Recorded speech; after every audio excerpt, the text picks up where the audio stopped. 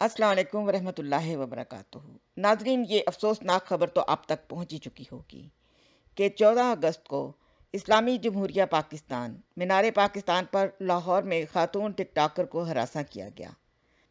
400 दरिंदों के हजूम ने लड़की के साथ बदतमीजी की तमाम हदें क्रॉस कर दी।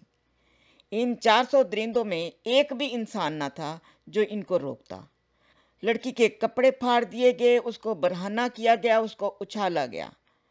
सोशल मीडिया पर वीडियो वायरल हुई तो जहां बहुत से लोगों ने इस वाकया की मजम्मत की, वहां बहुत बड़ी तादाद अपने वजीर आजम की तरह तरह की रीज़न बताकर विक्टिम को ब्लेम देती रही।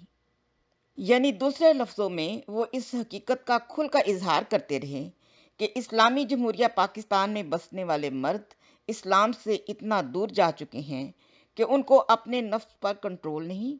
वो तो मुर्दा औरतों को कब्रों में भी नहीं छोड़ते, उनके उलमा सू से बच्चे बच्चियां महफूज नहीं। ये लड़की कहाँ मीनारे पाकिस्तान में वीडियो बनाने चली आई?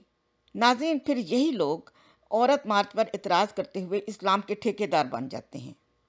आप लोग एतराज़ कर कैसे सकते हैं?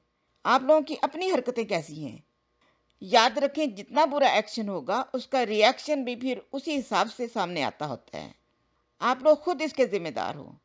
औरत पर ज्यादतियां करके ऐसी ताकतों को मौका फराहम करते हो जो औरत की आज़ादी की बात करते हुए उन हदूद को भी क्रॉस कर जाती हैं जो अल्लाह ताला ने मुकर्रर की हैं। तब तुम लोग कुछ नहीं कर सकते।